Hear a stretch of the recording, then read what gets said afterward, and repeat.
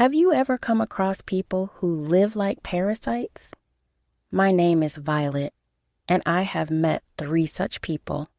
My in-laws are your classic definition of leeches. They never worked hard and always wanted more than they could afford. My husband Nate was the only successful member and quickly became the cash cow for my in-laws. When I was dating Nate, I had no idea how bad things were. He did warn me, but I refused to believe him. After getting married, I saw just how bad his parents, Ben and Donna, were. He also had a brother, Shane, who is the golden child and never worked a day in his life. He's not a teenager, though. He's a grown adult in his 20s. Because of my in-laws, Nate and I had to sacrifice a lot. Nate has a good job while I was a stay-at-home wife. It was our joint decision since Nate worked a stressful job and needed someone to take care of him. We were okay with this arrangement. However, money was always tight because his family took away half of his salary. He paid their rent and utilities along with ours. They were never happy with it. They said, "Nate, you need to put in more money towards us. It's not fair you spend so much on your wife. She can get a job if she wants money. We are a 3-person family. We deserve more money. What you are giving is not enough. Do you want to see us in poor condition?" He just wants to keep his useless housewife happy. I don't know why he pays for her. All she does is lounge around the house and look at her phone. I always told you not to spend on the wedding so much, yet you gave in to everything Violet said. Now you have no money for us. That's not what a good son would do. The emotional blackmail never stopped. Surprisingly, the in-laws never made Shane work. He stayed with them, and Nate was stuck paying for his expenses as well. I never complained because I knew family is important. However, I had no idea that I would somehow become a victim of my in-laws. It all started when Donna and Ben got sick, one after another. The hospital bills racked up, and the entire situation was pretty stressful for us all. One day, Nate returned home from the office looking very upset. I could tell something was bothering him. I started to feel concerned about him and told him to talk to me. Nate said, "Violet, my parents are very sick. They're having a hard time managing on their own. I really don't know what to do. You know Shane will be of no help." "Oh my God, how bad is it?" "I know they have been to the hospital, but I thought they were doing okay." "They are much better now, but they still need some help around the house. Besides, their medical bills are still pending. I don't know how I will clear those bills and pay the rent for 2 houses at the same time." "I'm so sorry, Nate. I can see it stressing you out. Please tell me if I can help in any way. I'm willing to help for your sake." "I'm glad you asked, Violet. I was wondering if you would be willing to go live with them. It'll be for a short while. Our lease will end next month anyway. If we live with my parents, I can save rent on 1 house. That way, they'll get some help, and I'll be able to clear their medical bills too." "There's a lot to think about, Nate, but if that's what makes you happy, we can go live with them. I think I should warn you, if they treat me unfairly, I will leave. I will make sure they won't do that. You're already sacrificing a lot for them. This time, if they mess up, I won't take it lightly. Consider this the last favor you do for me." We set some ground rules, and then Nate proceeded to inform his parents about the arrangement. From what I could make out, they were pretty happy with everything. Somehow, instead of reassuring me, it kind of set off alarm bells in my head. I was praying to God that I don't end up regretting my decision. I would later realize that my worst fears would come to light. With everything set, Nate and I packed up and moved in with my in-laws. They had a spare guest room that we used as our bedroom. Shane made some noise about needing the room for his personal reasons, but Nate shut that down real quick. His parents were surprisingly warm and welcoming towards us. I suspect it was because they knew they had to be in Nate's good books. However, things were about to take a drastic turn. As soon as Nate would leave for the office, my in-laws would pounce on me with a long list of chores. I moved in with them because I thought I would be helping them out. Instead, I was somehow stuck doing absolutely everything on my own. I did their laundry, cleaning, cooking, dishes, mowing the lawn, fixing things, driving them to places, etc. Ben and Donna just had problems with diabetes and recovered pretty fast. However, they acted like they were paralyzed. I was okay with doing the work for Donna and Ben. They were getting old, and I didn't have the heart to make sick people work. However, everyone expected me to do Shane's work as well. Shane did nothing all day. He got up late, demanded I make his favorite breakfast, stayed in his room, littered all over, and only came down for meals. Even during meals, he sat at the table and complained. He never did it around dinner because he knew Nate would crack down on him. When Nate wasn't around, Shane always said, "Why'd you cook this crap every day? You know I don't eat this. Who the hell likes veggies anyway?" It's a balanced meal, Shane. There is meat in it as well.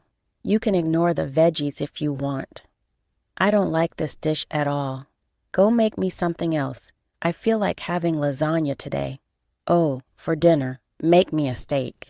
Do you really expect me to stop making you lasagna right now? It will take hours. I just finished cooking 2 meals today and still have to prepare for dinner. Why don't you make yourself something? How dare you talk to me like that? I don't cook. I'm a man. Women should do the cooking. My brother is looking after you for a reason. It's your job to feed and work for his family. No, I'm only responsible for taking care of Nate. All this is extra. Besides, Ben and Donna are sick. You are just as fit as a fiddle, so you need to help out more. Hearing this, Shane called out to his parents in classic man-child fashion. It was so funny that I would have laughed, except I was mentally and physically exhausted and had no time to go laughing at a loser. Ben and Donna came down running. They sure appeared to be fine when defending their son. They heard the tale from Shane and said, "Violet, how dare you tell my son to help? This is your job as a housewife. Nate didn't marry to be a parasite in this family. Yes, you have some nerve to stay in my house and tell my son to do your job. He's a man who doesn't have to do feminine work. That's what you are here for. I am not your servant. I am already doing a lot for you guys. The least he can do is make his own meals if he doesn't like mine. Shane literally does nothing but sit around. What he does is none of your business. Now go make him a lasagna. If that's what my baby wants, he will get it. There is no room for arguments. I don't want it anymore. I changed my mind. Violet can give me some money for takeout.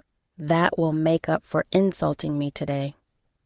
I was pissed, but knew that arguing with them would be pointless. So I took the money out of my pocket and gave it to Shane. It was a bad day for me. I wanted to cry. However, I didn't do that. Instead, I told myself that my time would come. No one knew that I was already collecting evidence of their misbehavior. I had some recordings on my phone and proof that Shane regularly asked me for money. I wanted to first try and salvage the situation. To be honest, I didn't want to stress Nate any more than he already was. He worked hard to take care of us all, and I wanted to give him something in return. Somehow, I managed to live with them for 6 months. Their behavior never changed. Instead, their demands escalated day by day. Shane still wasn't working or contributing in any way, and I was constantly berating him for being unemployed. Shane never talked back to him. However, when Nate was gone, he took that anger out on me. He made me clean his room, cook meals, and even do his laundry. If I refused, he would complain to Ben and Donna. Then the three of them would corner me and verbally abuse me until I gave in. Slowly, I was starting to hit rock bottom. The worst thing happened just when the 6th month came to an end. It was a horrible July with bad thunderstorms. Nate had to be away on a business trip that weekend. Our area was on high alert for tornadoes. Everyone was worried, and even Nate had a hard time being away from us. Just when I was finishing up lunch, Shane came down from his room and said, "You made that food again? Why can't you just follow my damn instructions?" "Donna and Ben are both diabetic, Shane. We can't have rich and oily food every day for health reasons. How many times do I have to tell you to make my meal separately? You are such a lazy witch. I wonder what Nate ever saw in you. Since you don't want to cook, you could go get me McDonald's. Are you insane? There is a tornado alert out there. Do you really want me to go out in this weather? Don't be dramatic. It's not that serious. Besides, this is your job. You need to go get me something or make me a new meal from scratch. Oh, my room is also very dirty. You've been slacking off. You better go clean today." "Absolutely not. I'm not doing your work anymore. I already have a lot on my plate with stocking groceries and preparing for the storms. From now on, if you don't like anything, you can go cook your own food. You are a grown man, so clean your damn room on your own." "What did you just say? Just wait till Mom and Dad hear about this. You will pay for talking to me like this."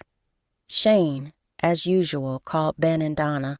At that moment, I knew things were about to hit the fan, so I got my phone out and started to record. Ben and Donna came down, and Shane cried to them about how bad I was treating him. They said, "You have no shame, Violet. We have told you multiple times that our son went to a woman's job. You never listen to us. You're an ungrateful witch who's wasting Nate's money. I always knew this little witch is a leech. See, I was right. How dare you mistreat my son in my own house? We've been hosting you, and you have no gratitude. I'm tired of working like a dog for you guys. All you three do is sit and complain. There is just so much a person can take. Besides, I'm working enough for this household. You are the ones who are living like parasites. How dare you insult us and call us parasites? It's Nate's duty to look after his parents, and you, as the daughter-in-law, are responsible for taking care of us. Telling her won't work anymore. She's gone too far. We need to teach her a lesson, Ben. Since it is our house, you are no longer welcome here, Violet. If you can't respect us and do your job, you need to get out. Yes, Mom, Dad, kick her out. That will teach her a lesson not to disrespect us in our house." With that, Donna grabbed me by my arm and took me towards the door. Before I could react, she pushed me out the door and locked it behind her. I fell on the wet grass and scratched my hands and knees. I immediately got up and went banging on their door. I said, "No, you can't kick me out. What is wrong with you? There's a tornado coming, and the thunderstorm is already here. You can't keep me outside." "Stop shouting, Violet. It'll be of no use. This will be the perfect lesson for you.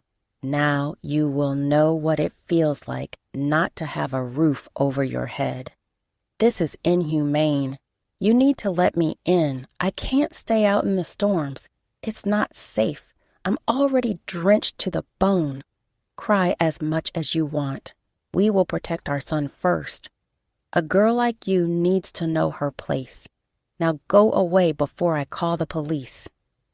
I was still banging on their door and crying. The trio just turned and left to their rooms.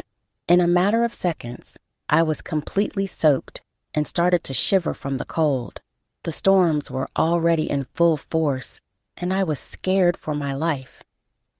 Just when I had given up hope, a neighbor lady approached me and told me to come with her. I followed her to the house and was finally relieved. She was an old woman who lived next door. She had heard the entire thing and decided to help me. As soon as I reached the neighbor's house, I broke down in sobs. I knew it was time to finally stand up for myself. The neighbor lady helped me and gave me fresh clothes. She even comforted me while I cried on her sofa. But as the storms died down, rage boiled in me and my resolve grew stronger. I immediately coordinated when the network was better. I said, "Nate, there is something I need to tell you." "What happened, Violet? Is everything okay? Has the storm passed? I can see it in the news." "Yes, the tornado didn't happen, but there was a bad thunderstorm. Don't worry. The weather has calmed down." "Oh, then what's wrong, dear? Tell me immediately. I'm getting anxious." "Your parents kicked me out today. I'm at the neighbor's house. I'm calling you from here." "What? That's impossible. Why the hell would they do that?" "I'm so sorry, Nate. I tried my best to help your family, but they have been verbally abusing me and overworking me. They kicked me out because I refused to remake a meal for Shane or get takeout for him. That is insane. How did they just kick you out like that?" "Don't believe me? I will send some videos.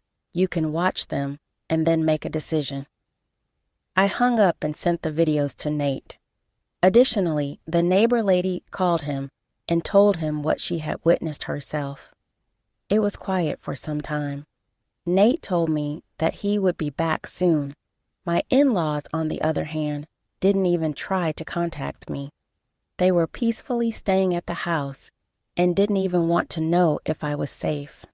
However, an hour after I talked to Nate, they started to blow up my phone.